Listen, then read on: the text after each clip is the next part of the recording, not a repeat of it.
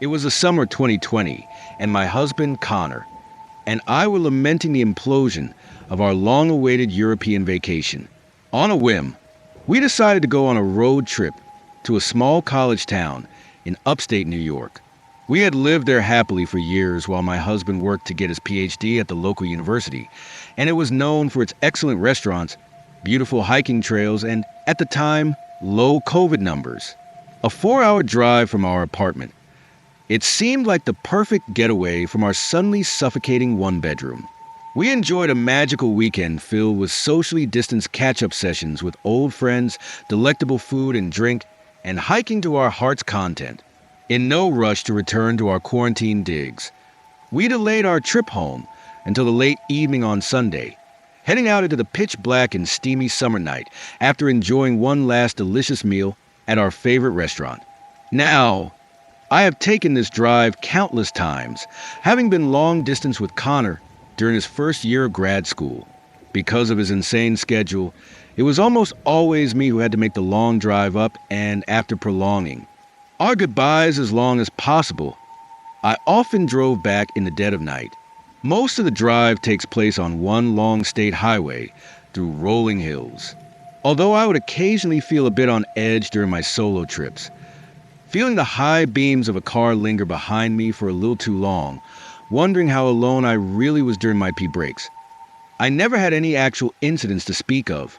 After a quick break, my husband took over driving, leaving me to enjoy controlling the music and staring out the window at the formidable fir trees that stretched endlessly in all directions. We were about 2 hours into the ride, seemed to be the only car on the road, and our conversation had just fallen into a comfortable lull. It was then that my eyes caught sight of the mangled corpse of a deer on the side of the road. The deer looked fairly fresh, and the impact on the animal seemed severe, but most disturbing to me was its position. The way it had been dragged to the driver's side of the road along the divider, far from the woods it must have wandered onto. The road was strange. Its body was carefully splayed out, not like it had been struck and then hastily dragged aside, as one might expect, but like the perpetrator had given thought to how to position the deer in its final resting place, and not in a respect for nature kind of way. Connor spotted its seconds after me, and we let out oaths of pity for the poor animal. About 10 minutes later, another dead deer came into view, again on the driver's side and again carefully laid out along the median as if it were a work of art and not a slain animal. "Yikes," Connor said softly as we passed by. Spotting roadkill was not uncommon along this road, but I couldn't shake this feeling of creeping panic. That heightened sense of alertness I felt when I'd been out alone and the evening shot through me. I peered out my window into the black forest, searching for any signs of life. Another 10 minutes passed. "Is that another deer?" I asked Connor, now convinced this was deliberate. "Yeah," he breathed. "That's weird," he added after a beat. After another pause, he casually continued a conversation we had over dinner about anime. One of our favorite let's change the subject pivots, and I felt my pulse begin to slow just a bit. But then 10 more minutes had gone and a bloody coyote was on display this time, our headlights casting a cold spotlight on its lifeless body. "Okay, what the F-U-C-K?" I yelped. "We've heard that animals have started venturing out further than usual during COVID, since there are less humans around," Connor said slowly. "Maybe there are more of them running out into the road than usual?" A true scientist, he is always searching for the logical, least spooky explanation. He tried, in vain, to continue our conversation, and 10 minutes later, we were both on edge. That's when I saw it. Not a deer or a coyote, but what appeared to be a bobcat, bloody and meticulously displayed on the side of the divider. Now it was my husband's turn to say, "What the fuck?" We fell into an extremely uncomfortable silence. All the hairs on the back of my neck shot up as I forced out an insane and unsettling thought. It's like these are mile markers. Connor glanced at me in horror, refusing to weigh in on the Twilight Zone episode we found ourselves in. Although he said nothing, I felt him press harder on the gas. If they were markers, I dreaded finding out what they were leading us to. We continued past a few more dead animals as we wordlessly prayed for the easy pass signs to appear, signaling that we would soon be turning off onto a much more populated and well-lit thruway. I couldn't shake the feeling that despite the lack of other cars on the road, we were not alone out there. For what felt like an eternity, my eyes darted between the rear view and the shadowy trees ahead, hoping that nothing new entered my line of vision. Finally, we reached the toll booth and Connor slammed on the gas as soon as he saw that our Easy Pass payment had registered, like he thought someone may leap into our car at any moment. As we turned onto the busier thruway, we both let out a long sigh and realized we had been holding our breath for the last few minutes. We didn't see another bit of roadkill for the rest of our drive. Once the immediate sense of peril subsided, we let out nervous laughter and talked about how fucking crazy that was, though we never mentioned it again. I don't know who or what was killing those animals, what they were leading to, or what would have happened if we hadn't gotten off that road.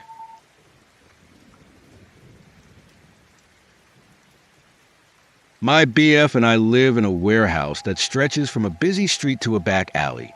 We lack a backyard, so we spend a lot of time in the alley, which is cozy despite being open to public traffic. 2 lots across the alley are undeveloped and overgrown with tropical vegetation and large oak trees, providing ambience. Bordering them is a lot with a single-family home facing the next street over and a larger wooden 2-story subdivided house in the back, built right to the edge of the alley. The upstairs units had balconies, large landings at the top of outdoor stairways, and they looked like bungalows amongst the trees. We often hung out in the alley with a fire pit, grilling some food, sipping drinks, and listening to music on a Bluetooth speaker. Friends would stop by on occasion to join us for little hangs. A woman lived alone in the bungalow unit that had a view of our fire spot. She seemed to have substance and mental health issues, and would frequently berate and throw bottles at people in the alley, but none of her ire was directed at us, until it was. She would sometimes startle us and our friends by chiming in on fireside chatting from her balcony, which required a bit of shouting on her part. One night, she dominated all conversation with a graphic retelling of the film Apocalypto. We tried our best to stay on her good side by humoring these interruptions. The back of our warehouse is a workshop with no AC. The space has a 10-foot metal garage that slides up and iron gates outside the garage. Since we often keep this open for ventilation, my BF equipped the iron gates with rows of thin bamboo fencing, overlapping to provide privacy but allow for some airflow. One evening we were zoned out, binging a show in the workshop, and he paused for a bathroom break. As soon as he disappeared into the other room, I heard the woman ask, from just outside our open garage, "What you watching?" followed by a few questions about the show, the sort you might ask someone you are watching with. She waited until I was alone to make herself known. I freaked out and screamed, "Fuck off, bitch!" My BF rushed out and discovered the woman was crouched on all fours on the ground outside, peering through the smallest gaps in the bamboo, watching us watch TV. After this, we adjusted for security. We installed CCTV and ceased our alley fire pit hangs. We had become the main targets of her outbursts. I also got a dog, who I love more than anything ever. This was not for security and was something I had been wishing for a while. Since I now had a dog who needed walking, I would occasionally encounter her waiting for me on her stairs. She would sneer and make crude remarks as I attempted to hurry past and avoid eye contact. She said things like, "Wow, you're so skinny. Not much you could do to fight back." One day she inflected a Wicked Witch tone and proclaimed, "I am gonna kill you and your little dog too." Threatening my dog was too far. It took everything I had to not respond. I lived with near constant fear of what her next grand gesture of terror would be, so I reached out to a friend, a criminal defense attorney. He used his subscription databases to find her name and records. It was not comforting information. She was known to possess a firearm and was fired from several jobs. She had been a security guard for erratic behavior. My friend warned me to be very careful, and I worried he was holding back what he uncovered to spare my admittedly fragile, mental state. I Googled her and found her blog displaying amateurish paintings of semi-abstracted horrors. The paintings depicted the loss of a child, seemingly a toddler. I felt some empathy for her. When she occupied the balcony, she sat on one of those ubiquitous cheap white plastic lawn chairs, but always directly across from another exactly like it, but child-sized. I had assumed she used it as a footrest, but now it signified something tragic. Loud and violent episodes resulting in police visits were near daily events. The landlord moved to evict her. Her final departure was dramatic, and we watched on our CCTV while quietly listening, scared that she might damage our property or take whatever swipes she could on her way out. For weeks after, we often saw her car, driving slowly through the alley, cursing the property as she passed, throwing detritus out the window at her former home. I felt better when her appearances diminished. For a bit, a new tenant appeared, a single man. He didn't seem unhinged or troubled like his predecessor, maybe a little off. On a morning walk, the man was there at the bottom of the stairs, as if waiting to greet me and my dog. I tried not to let history color what was probably neighborly kindness, but it did raise some hackles. He seemed to greet me before he could have known I was there. There was some discussion between my BF and I as to whether his tenancy was legal. He always left the window on the balcony open, including during tropical storms and one hurricane. No one had seen him move in, and no one saw him move out. We didn't see him use the door or the lights. He didn't appear to own or use any form of transportation. When he would speak to me, it was unintelligible. I could make out maybe 1 or 2 words per interaction, and relied on a general contextual sense to provide my brief, nervous replies. He never spoke to my BF. He began to spend more time on the balcony. I told my BF I was feeling uneasy about the tenant, but there was nothing substantial to justify it. The encounters where he would shock me on dog walks were increasing. I couldn't figure out how he would always know when we would be coming. Was he spending the whole day at the base of his stairs? Was his eager presence born of loneliness? Walking the next street over, I realized a lot of the overgrown lot next to the bungalow had been gradually cleared, and that several parts of my walk were visible from where the man lived. There was no one on the balcony then, and when I passed the stairs in the alley, there was no one there. The next day, taking the same route, I had the sense I was being watched, so I looked up at the unit, and my stomach dropped to the core of the earth. In the window, I saw fingers, parting the blinds. I stole glances at each of the unit's windows that were visible from my route, trying my hardest to be discreet, by keeping my head down and glancing up with my eyes. And at every window, I saw the same thing, crinkled blinds with fingers holding them apart. He was moving around the perimeter of his unit to watch me from different vantages on my walk. Of course, when I rounded the part of the alley that met his stairway, he was there at the bottom with a greeting. I told my BF. He thought I was over-anxious but said he'd check it out. I described the route to him, and he took my dog on a walk that way. He came back and confirmed the blinds were warped in every spot you can see from the route. After that, he firmly requested that I only walk my dog when he could come along, or to take a route that avoided the sight line of the building entirely. Before many questions could be answered, a big shakeup occurred. The landlord was not able to rent the front house for long, and the back units were nothing but trouble, so they evicted everyone and tore down both houses on the property. I watched the day it was demolished, gladly sucking down any asbestos, lead, and mold particles to see this monument to so much personal anxiety crumble. The contractors got a kick out of how I was watching their work input on a show for me, which was fun. The blinds were so heavily crinkled that they never went back to form and remained creepily bent as they crashed into the earth. This property pushed me over the edge of belief in the supernatural, although most of these occurrences were clearly mental health related. And this is why, once the man started to utilize his balcony more frequently, he brought out a chair, one of those collapsible camping chairs, and a second chair the same style but size for a child. They were always arranged facing each other, in the way the woman's chairs were once situated. In the years we had to interact with this building and its tenants, we never saw a child there. Now it is just an empty, overgrown lot like the two that sit next to it. There are some interesting pieces of salvage that I would scavenge from literally any other location, but I will not touch due to their provenance. On two occasions while walking my dog, I saw totally mundane things on the lot that are terrifying in context. One day, there was a return of the cheap white lawn chairs sitting at the edge of the remains of a fire that had apparently been lit the night before. The fire pit was encircled with coconuts and littered with broken bottles. Later, I found two miniature plastic chairs from a child's dollhouse wrapped into the wire of the fence surrounding the property. These were years apart and years after the demolition.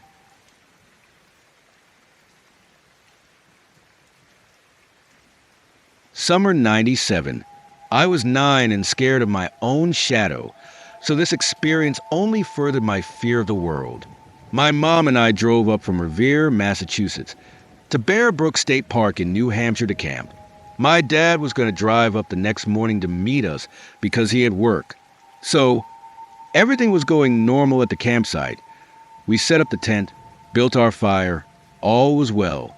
It was still daylight when we noticed that the lone, greasy-haired man in the campsite across from ours was continually running and leaping onto a wooden post, then attempting to balance himself on one foot. He kept doing this over and over and over. It was odd, but we just figured he was some lonely kook and had a good laugh at his expense. My mom thought maybe he was trying out for the circus. Cut to nighttime, absolute darkness if not for the campfire. My mom and I were sitting and roasting s'mores over the flames when we heard footsteps approaching from the other campsite. Out of the pines, the lone man stumbled onto our site, and he was ghastly and ragged in the firelight. I could tell my mom was tense. She asked the stranger what he needed. "Hey," he mumbled, "I need your help in my campsite." We waited, and he didn't go on. My mom asked what he needed help with. The filthy man said, "Lock my keys in my van. I need you to come over and help me." He then looked at me and said, "Don't worry, kid. You can stay here with your fire." I remember getting goosebumps at that. My mom said, "I don't know how I can help you with your keys." "You must have a spare hanger lying around somewhere," suggested the man. My mom told him she didn't. The ghoulish man wouldn't let up though. "Yeah, you must have a hanger lying around here somewhere. Maybe you dropped one on the ground near your tent." My mom adamantly told him she didn't have a hanger and quickly added, "My husband will be here soon. Maybe he can help you. He's a pretty strong guy." "Yeah, all right." The creep slurred and he started to trudge away into the dark.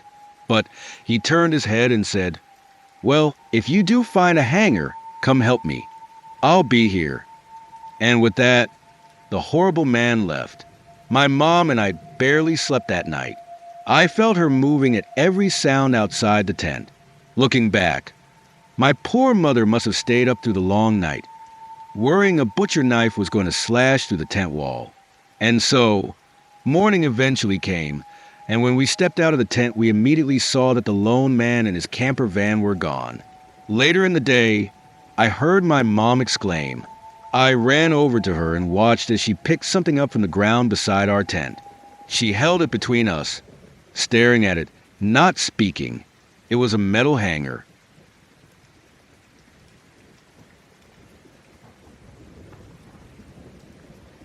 Years and years ago, my friend A and I were invited to stay in another friend's B holiday home in the south of France. It was a beautiful old building in an ancient village on top of a hill, and be reckoned there had been a dwelling on the spot for around 1,000 years. I'm not sure how old the house was, but the ground floor bathroom was in a literal cave, accessed from the kitchen, which was apparently used as a cool room in the days before electricity. So, yeah, pretty old. It's tall and very narrow, this house. So there's pretty much one room per floor and a lot of stairs. Because the top floor is a roof terrace and everything below that is pretty chilly and dark. B tells us that they tend to spend most of their time up top, though there's a formal sitting room on one of the middle floors. The bedrooms are also on the top level. So A and I grab our luggage and follow me up the many, many flights of stairs through this gorgeous old house. I forget which floor the sitting room was on, but I'll never forget the feeling I had as we passed its open door. Cold and gloomy the house might have been, but it still had a welcoming, homey feel to it. Except for that room. You know that feeling where your blood runs cold and every nerve in your body is yelling, "Run!" There was nothing in that room that I could see, but I knew instantly that there was no force on earth could persuade me to set foot in it. Ever. Fortunately, I didn't have to. Up we went, up, and the welcoming, homey feeling returned as we left that room behind us. We stayed in the house for almost a week, and every time I had to pass that room, I would rush past and keep my eyes firmly away from the entrance. The run! Feeling happened just the same. I didn't say anything to B because, duh, I'm staying in their home for free, and I thought it would either freak out or laugh. But as A and I were on our way back to the airport at the end of the holiday, somehow or other the subject of that room came up. I told her how it made me feel. She was silent for a while. I was driving, so I couldn't look at her face, but I could tell by the air in the car that she wasn't about to make fun of me. "I saw something," she said at last, "in the armchair."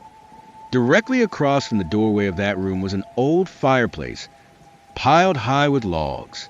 In front of it stood a wing-back chair. There was no way I could not ask, "What did you see?" She was silent again for a moment. "No," she said eventually.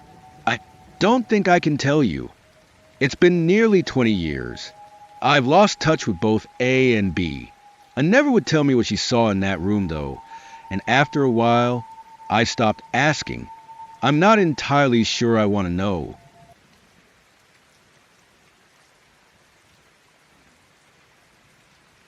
Long ago, before everyone had dating apps on their phone, us gay boys would sit at our desktop computers and try and meet guys for sex on sites like Manhunt and Dudes Nude.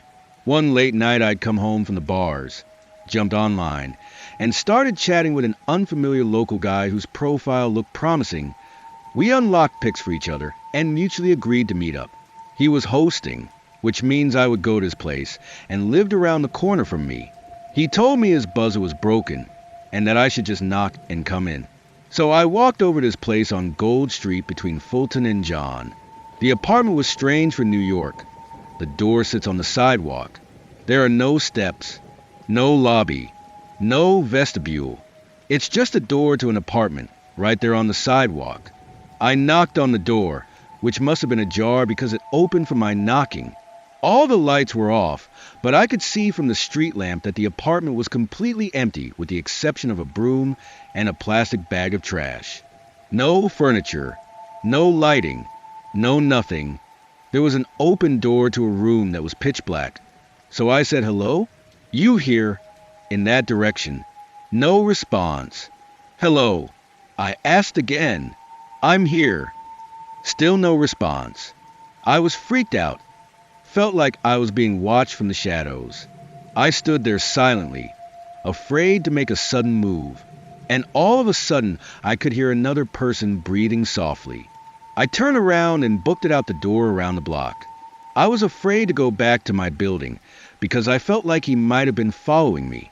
By the time I got back to my place, I sat down to send him a WTF message, but his profile had been deleted along with our chat.